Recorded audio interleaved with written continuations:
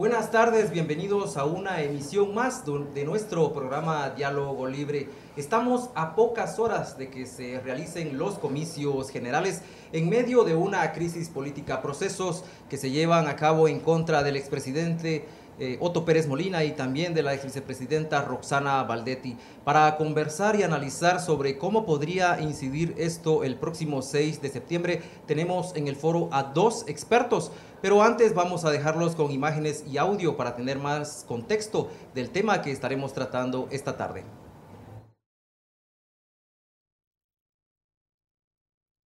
A pocas horas de realizarse los comicios generales, la compra de votos y el acarreo de adeptos a otros centros de votación son intenciones que persisten en los candidatos, sobre todo en la provincia, debido a factores como la falta de información y la necesidad de los guatemaltecos, refieren analistas. Agregan que los acontecimientos recientes en el plano nacional, con los procesos en contra del expresidente Otto Pérez Molina y la ex vicepresidenta Roxana Baldetti, han ensombrecido el proceso electoral. Además, consideran que los señalamientos hacia la clase política han generado diferentes posturas en la sociedad que marcarán los resultados de los próximos comicios generales. El próximo domingo se elegirá al nuevo mandatario, alcaldes y diputados. Sin embargo, independientemente de quienes ganen los diferentes cargos, no tendrán el mismo poder que en gobiernos anteriores y estarán sujetos a nuevos conflictos y a una constante fiscalización de la sociedad, consideran politólogos. El despertar ciudadano para muchos se marcó en la capital, pero también de forma histórica en la provincia, por lo que no se descartan conflictos sociales al conocerse los resultados en las diferentes regiones. Recientemente, el Tribunal Supremo Electoral hizo un llamado para que los partidos políticos cumplan el pacto de no agresión. No obstante, las agrupaciones siguen incumpliendo las normas, lo que acrecienta la demanda de una reforma electoral y de partidos políticos. Vamos a dar la bienvenida a nuestros invitados. Se encuentra con nosotros Alberto Brunori, representante de la Oficina de la Alta Comisionada de Naciones Unidas, y también el analista político Jorge Wong. También nos acompaña nuestro editor de la sección de Nacionales, Antonio Barrios, a quien dejamos en el uso de la palabra. Antonio, para empezar. Bueno, pues bienvenidos, señor Brunori, licenciado Wong, gracias por estar esta tarde. Obviamente, como bien decía la nota de introducción, estamos a pocas horas de que empiece el proceso y tal vez la principal es que es un proceso atípico que creo ninguno de nosotros imaginó un escenario así. Así que precisamente eso es lo que queremos ver, sus impresiones. Ambos encabezan misiones de observación, en el caso del señor Brunori, una misión muy especial y muy importante, que es la de la vigilancia de el respeto a los derechos humanos en el proceso electoral, y la que encabeza el licenciado Wong, que es probablemente una de las misiones de observación más grandes, que es la Universidad de San Carlos, con más de 7,000 personas desplegadas en todo el país, y que obviamente pues serán en ambos casos parte de esos garantes o de esos ojos que tanto necesitamos para un proceso pues tan cuestionado, tan convulsionado. Así que pues lo primero es pedirle su opinión sobre cómo llega Guatemala a este proceso y qué podríamos esperar. Si quieren, empezamos con el señor Brunori. Bueno, muchas gracias por esta invitación. Efectivamente es un proceso atípico, pues por eso que, digamos, la oficina decidió desplegar por lo menos 9 equipos. Tenemos apoyo de la Oficina de México, Colombia y de Bolivia, y además algunos colegas de Naciones Unidas de aquí de Guatemala que ese día se desplegarán con nosotros. De hecho, ya están en camino en 6 departamentos por lo menos, desde el occidente hasta el oriente y abarcando hasta el Petén. Y efectivamente la idea es un poco de observar que no hayan violaciones de derechos humanos, observar la situación de defensores de derechos humanos y sobre todo prevenir la violencia en estrecha coordinación con la Procuraduría de Derechos Humanos. En el caso de ustedes, Bueno, nosotros como parte de la Universidad de San Carlos de Guatemala, pues tenemos este nuevo observatorio democrático, y como la palabra dice, observa la democracia como tal, y tenemos un despliegue de más o menos 7,850 personas a nivel nacional que van a estar observando tanto en el departamento de la ciudad capital como en los otros 21 departamentos más. Entonces tenemos 19 centros regionales donde vamos a estar observando todo el desarrollo de las elecciones, y concuerdo acá con el señor de que nosotros tenemos también un proceso muy atípico, ¿sí? Algo que no se ha visto mucho en 70 años aproximadamente. Y tenemos que dar la certeza, ¿sí?, a la población de que todas las elecciones se dan en un ambiente de claridad, ¿verdad? Que todo se da como tiene que darse, y apoyando también al Tribunal Supremo Electoral de esa forma, en poder dar esa credibilidad al proceso de elecciones generales 2015. Hay una preocupación, tal vez poco notable, pero pues existe un segmento de la población que incluso hoy, ayer, sigue pidiendo de una u otra forma en redes sociales o algunos en las calles que no se realicen los comicios. Sin embargo, pues tanto creo que la mayoría de sectores de sociedad civil, el cuerpo diplomático, etcétera, las autoridades han llamado a que, al contrario, a que se realice y a que se participe. Preocupa, no sé si en verdad debería ser una preocupación ese sector de la población que no ve con buenos ojos que por la coyuntura política se realice los comicios y que obviamente puede desatar, para empezar, en violencia o eventuales protestas. No sé cuál sea la perspectiva, señor Brunori. Bueno, mientras las instituciones del Estado, en particular el Tribunal Supremo Electoral, mantengan la fecha, pues obviamente Naciones Unidas, la Oficina del Alto Comisionado para Derechos Humanos, respeta las decisiones institucionales del Estado. Son legítimas todas las pretensiones, entendemos las preocupaciones de parte de la población. Desde luego, creo que la presencia de la oficina desplegada en el campo es para poder garantizar que los que quieran ir a votar puedan ir y los que quieran no ir a votar, pues no vayan. Pero, digamos, el todo se debería de desarrollar en una forma, digamos, pacífica, en donde la institucionalidad del Estado pues salga de alguna manera reforzada después de un proceso electoral. Y pues el debate seguirá, no termina con las elecciones, la democracia continuará, digamos, y habrá forma de seguir manifestando, de hacer oposición, de gobernar, etc. ¿En el caso de ustedes? Pues nosotros tenemos que apoyar todo este despliegue que tenemos ahorita actualmente, porque nosotros consideramos de que si hay varias personas, 100.000 personas en la plaza manifestando, que no quieren elecciones en estas condiciones, pienso que también es un segmento importante de la población de que tenemos que tomar en cuenta. Y eso no solamente en la ciudad capital, sino también en los departamentos. Entonces estamos sumamente preocupados porque hay un fenómeno de desinformación también general en el país. Y, por ejemplo, poníamos el ejemplo de la transhumancia electoral, ¿sí? Donde muchas personas hemos escuchado que han dicho, bueno, pues en este lugar no vamos a permitir que voten personas que no son de acá de la comunidad. Pero no tienen la información que si aparecen en el padrón electoral, tienen que votar ahí. Entonces, eso podría generar muchos conflictos, ¿no? Y también tenemos la cuestión del famoso fraude, que podría existir también, de que uno de los más bonitos, por así decirlo, entre comillas, de realizar el fraude, es el famoso carrusel que le llaman, ¿no? No sé si lo han escuchado ustedes. Que es que alguien del partido político consigue una boleta, ¿sí? Y la marca. Entonces le dice a la otra persona que va a llegar con esa boleta a votar, le da esa boleta marcada y le dice que la deposite y que le traiga la nueva boleta que va a ocupar en la forma de las votaciones. Entonces eso se da en un momento rápido. Entonces de esa forma empiezan a pasar todas las boletas, y empiezan a marcarlas y empiezan a votar y a darse cuenta que sí están emitiendo el voto por la persona que ellos están comprando, o sea, sí están asegurando de esa forma. Y están los otros típicos fraudes también, ¿verdad? Que son la electricidad eléctrica y etcétera, ¿verdad? La fotografía también a la hora de emitir el voto. Entonces todo ese tipo de cuestiones nos tienen muy preocupados, pero confiamos, tenemos la confianza en que al final pues las cosas van a salir bien y que se van a llevar como una fiesta cívica, realmente como tendría que ser, a pesar de todas las sombras y toda la disconformidad que tenemos con las personas en la calle. ¿En qué momentos han visto, en qué elecciones, por ejemplo, han visto ustedes este tipo de fraudes? No lo hemos visto, no lo hemos registrado como tal porque es muy delicado. Recuerden ustedes que nosotros como observación no podemos emitir ese tipo de cuestionamientos, sino que solamente observamos y anotamos. Y eso ya queda en los registros de la propia universidad. Que de hecho tenemos planificado trabajar también con OACNUD, coordinar un poco las misiones de observación para darles apoyo en el tema de derechos humanos a ellos también. Entonces, estos son lineamientos que nosotros tenemos y no podemos, por ejemplo, poner en peligro a un observador a que le tome una foto a alguien que le está tomando una foto a un voto, por ejemplo, porque eso podría desatar una cuestión que no... Entonces, siempre tenemos todo el cuidado de eso, ¿no? Y nuestros observadores ya saben de que no pueden emitir declaraciones, por ejemplo, ese día que la única persona indicada para declaraciones es el señor rector. Entonces, tenemos todo eso montado para darle la certeza al proceso y esperamos que la población pues logre llevar las cosas con tranquilidad y que todo se tenga que dar como tiene que darse.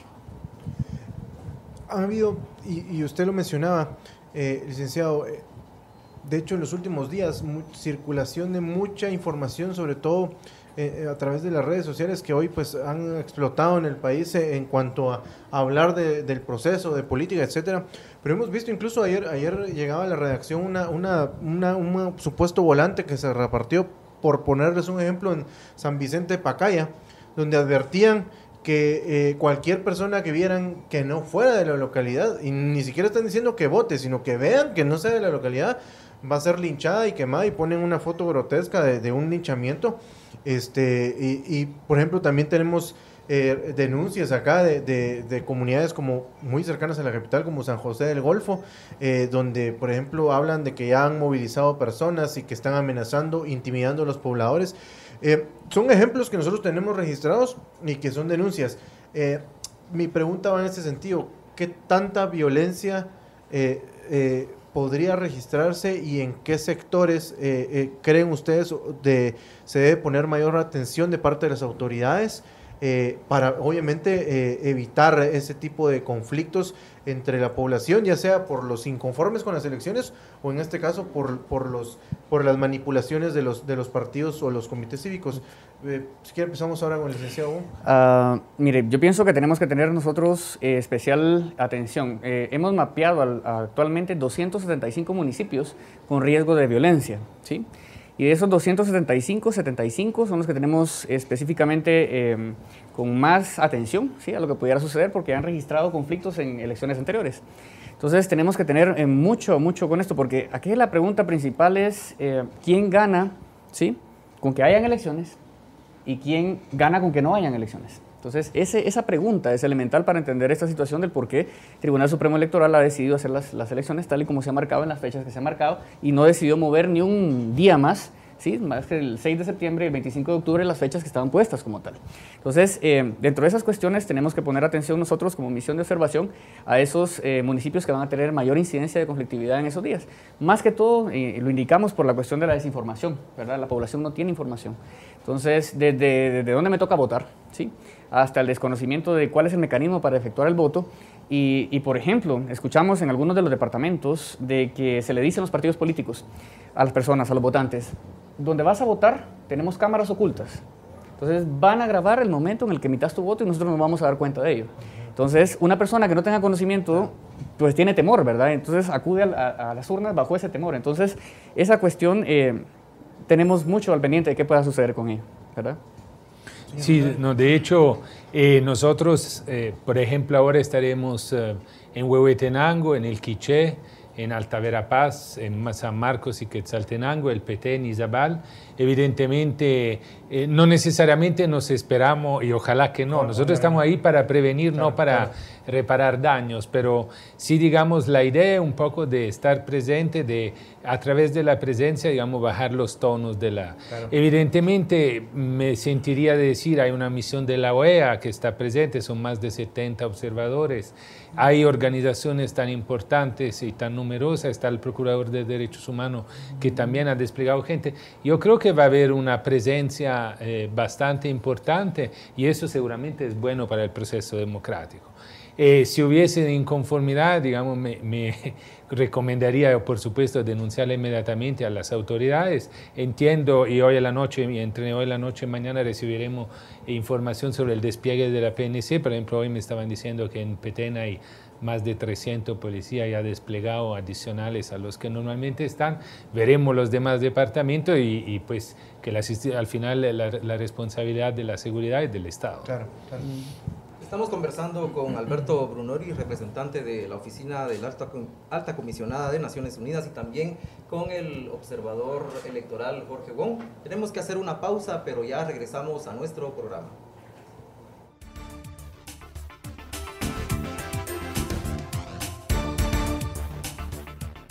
Si ignoras lo que sucede en el país, nunca serás libre. Pero si realmente quieres ser libre, lee, investiga, piensa, infórmate a la mañana, al mediodía, en el bus.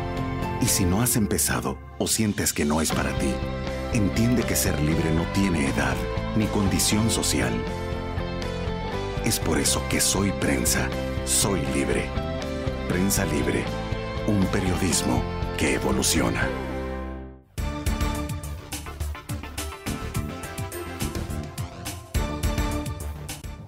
Estamos de regreso en el programa Diálogo Libre, dos invitados pues, que están analizando el panorama electoral a pocas horas de realizarse las elecciones y estaban conversando acerca del tema de la conflictividad.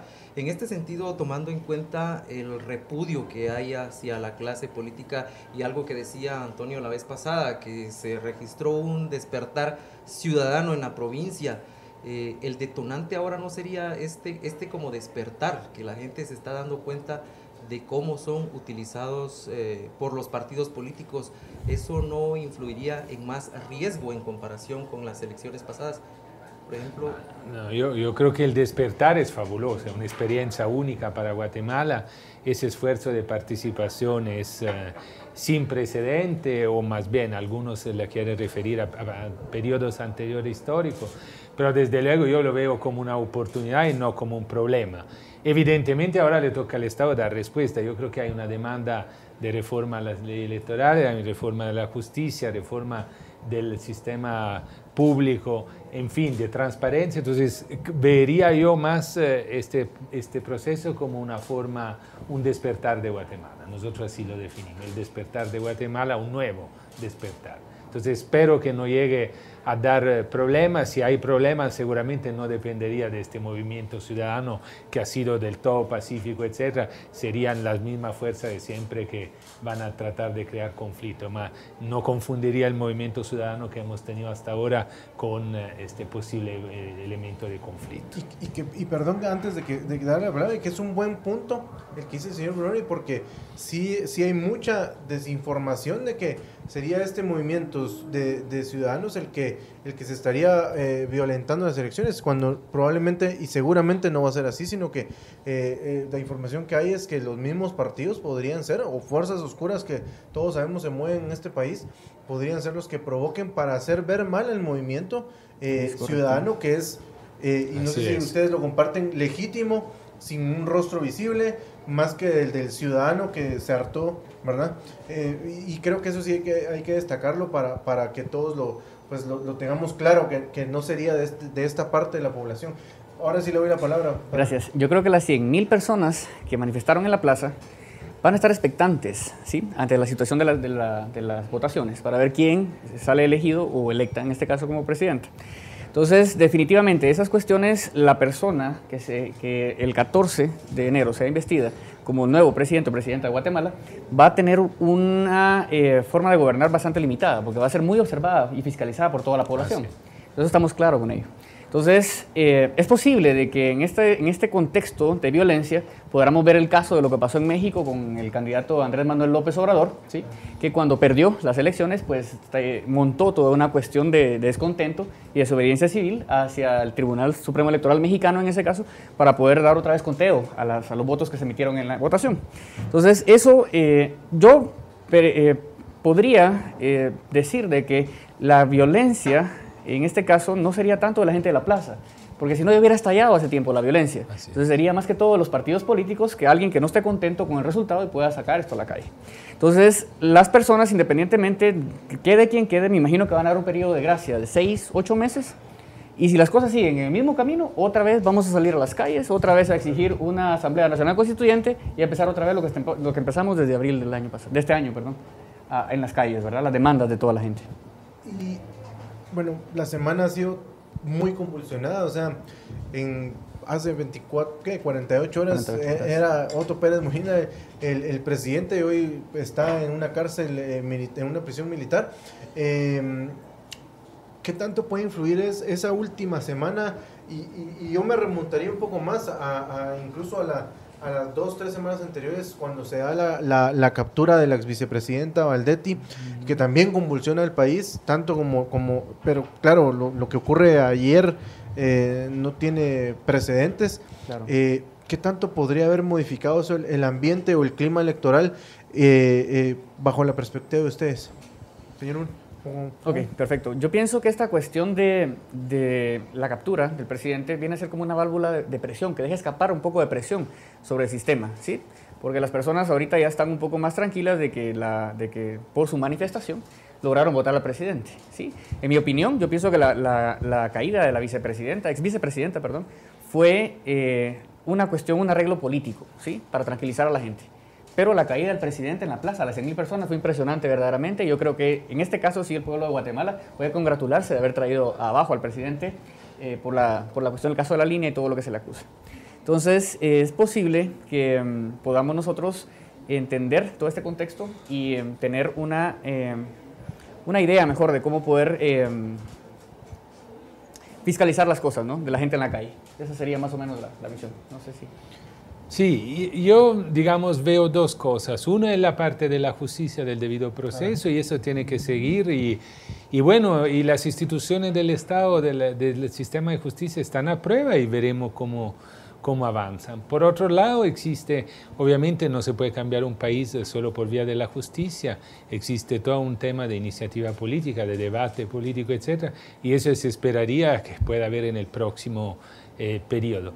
Coincido en decir que lo que ha cambiado en Guatemala es que hoy la población ha despertado, ha tomado la iniciativa de salir a la calle, creemos que es positiva, nunca se había visto una demanda tan fuerte, una manifestación, decían que se estaba desapareciendo la manifestación, que bajaban los números y la última vez tuvimos la noticia de más de 100.000 personas, entonces creemos que ahí está la observación de la población a sus gobernantes exigiendo las reformas y los cambios que sean necesarios.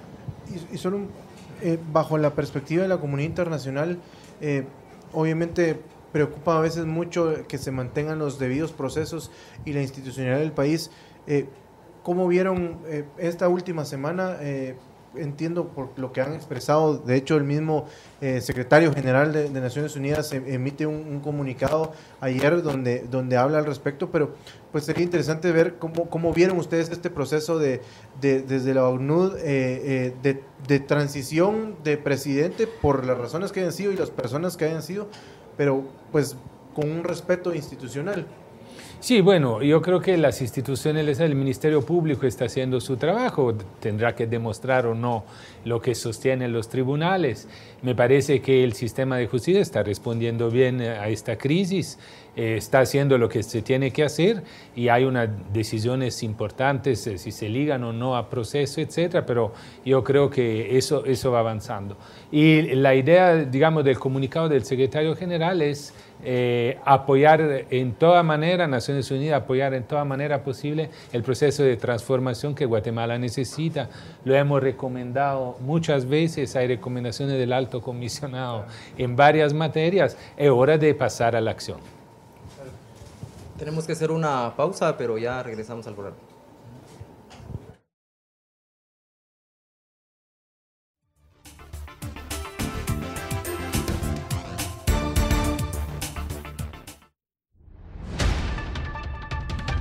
Más de 5.000 transmisiones por Internet. Pioneros en la transmisión en vivo a través de prensalibre.com. Con avances noticiosos de último momento. Entrevistas con expertos en el tema electoral. Nuestro equipo de periodistas profesionales le informará este 6 de septiembre todo lo que tiene que saber sobre las elecciones generales 2015. No se pierda nuestra transmisión en directo a partir de las 18 horas desde el Centro de Información de Datos del Tribunal Supremo Electoral por nuestra página www.prensalibre.com. Porque Prensa Libre Televisión te mantiene actualizado.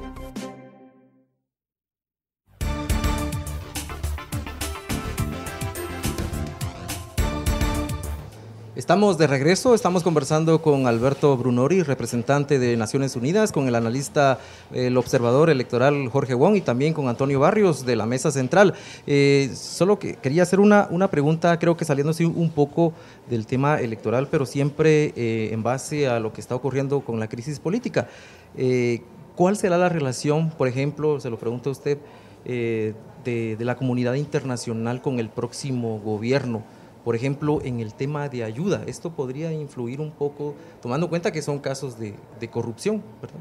Por ejemplo. Sí, no, digamos, la comunidad internacional estamos obligados, y particularmente me refiero a Naciones Unidas, trabajamos con la representación del Estado de Guatemala, que es el gobierno, el presidente.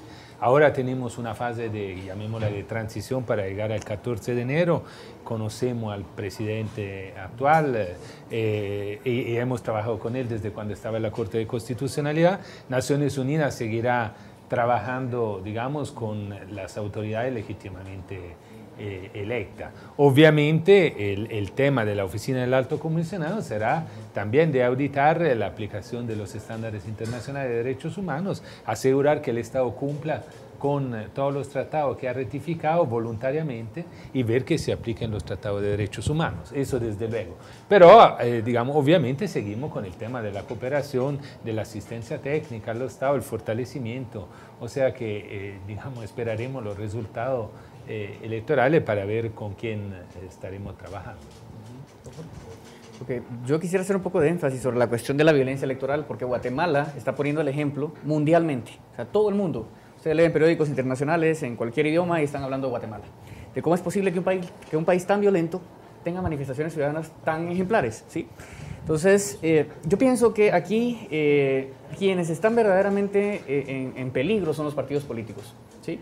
Porque si se desata la violencia como tal, entonces los partidos políticos van a estar en el ojo del huracán, ¿sí? Y la legitimidad que tengan todos los alcaldes, todos los diputados, inclusive el nuevo presidente que fuera a tomar posesión, también estaría en el ojo del huracán. Entonces hay que tener mucha observancia sobre ese tipo de cuestiones, porque Guatemala ya despertó y es importante que los guatemaltecos sepan de que no es que solamente ya llegamos y votamos al presidente y aquí termina la cosa, no, o sea, esto es una lucha que ahorita empezó y va a seguir continuando en el largo tiempo, ¿verdad? Hay que seguir dando el ejemplo siempre, como guatemaltecos que somos, en este despertar, que incluso los hondureños lo están emulando desde ya, ¿verdad? De hecho, hoy está convocada una gran marcha sí, en contra de la corrupción. Coincido con usted, pero les quisiera preguntar, hay varios detonantes, no solo de violencia, sino también de conflictividad, es decir, de otros, que no necesariamente pueden llegar a la violencia, ¿verdad? Que es lo que menos queremos. Pero si ustedes pudieran decirnos cuál les preocupa más como detonante, a mí se me venían a la mente el narcotráfico, que es obviamente, y sobre todo en las zonas fronterizas, es algo que preocupa mucho. De hecho, hay informes de observación que ya se han emitido por PDH, de la misma Universidad de San Carlos, Mirador Electoral, que hablan de eso. Está el tema de las reelecciones, que también es delicado, y obviamente también el tema de transhumancia de votantes, que al final pues tiene también un objetivo político. Si pudieran decir cuál es el factor que más preocupa o que más nos debería inquietar o que va a ser el que más se vaya a observar también, ¿cuál sería o en qué orden lo pondrían? Si se me fue alguno, seguramente existen otros, ¿verdad? Okay. por favor. Sí, ¿no? Ok, perfecto. Tenemos también el tema de la minería. La minería es un tema también muy sensible en varios lugares y las hidroeléctricas también, en el caso de Teculután, Zacapa, por ejemplo. Entonces, son detonantes que no tienen que ver nada con la cuestión electoral, pero sí están latentes, son conflictos latentes que pueden estallar en cualquier momento por ese tipo de tensión, ¿verdad?, que pueda existir en ese momento. Entonces, hay que ponerle mucha atención también a esta cuestión. El narcotráfico, pues por supuesto, hay que tenerlo en la mira, porque ya hay candidatos incluso que están ya declarados, las noticias todo el mundo sabe los nombres incluso que están apoyando y que están participando como candidatos alcaldes de algunos municipios. Entonces, todo eso tenemos que tenerlo muy presente y nosotros como Universidad de San Carlos pues estamos en la obligación de observar este proceso y de dar nuestras opiniones cuando ya tengamos a la hora de sacar nuestro informe final de observación, ¿verdad? Sí, Brunori. Aprovecho para decir que nosotros pensamos desplegarnos en el departamento de Guatemala, en San Juan Zacatepeques, San José del Golfo, probablemente Misco, es decir, también tratar de abordar los temas, y por eso decía Huehuetenango, el Ixil, justo tratando de, no porque pensamos que necesariamente suceda, pero justo porque es un área crítica. Y si pudiera, alguna de esas categorías, ¿cuál es la que más le preocupa, por ejemplo, a su misión? Pues desde luego a nosotros, por el tipo de trabajo que hacemos, son el tema de la minería, digamos, cuando los conflictos ya existentes vienen vinculados a la fuerza por algún partido que trata de utilizar el conflicto en beneficio propio, y eso es grave. Entonces, es por eso que justamente estamos tratando de desplegarnos en áreas donde sabemos que han criminalizado a algunos defensores de derechos humanos, algunos de los defensores van de candidato, que es legítimo, no es nada, es perfectamente democrático, y entonces nos preocupa que puedan haber ataques en ese sentido, y eso es lo que nosotros tenemos que vigilar. Semanas atrás los partidos políticos firmaron un pacto de no agresión. ¿Tienen algún informe ustedes? ¿Qué es lo que más han visto en las regiones, por ejemplo? Confrontaciones, ¿qué es lo que más han observado en las últimas semanas? No tengo reportes, digamos, de conflicto en el sentido que no he tenido la sistematicidad de los equipos desplazados o desplegados. Nosotros, digamos que en estos días será desde hoy hasta el lunes, martes, en que estaremos desplegados y tendremos una información más sistematizada, pero sí hemos tenido información de agresiones a defensores de derechos humanos en Huehuetenango, en el departamento de Guatemala, en Quetzaltenango, es decir, sobre todo ligadas al movimiento ciudadano que protestaba. Han habido varios defensores que han sido agredidos, atacados. Entonces, eso sí son las noticias que tenemos. En el caso de nosotros estamos muy preocupados por la cuestión de los partidos políticos, ¿sí? Gente que está a favor de un partido y gente que defiende el otro partido. Entonces, o incluso gente que no quiera ningún partido.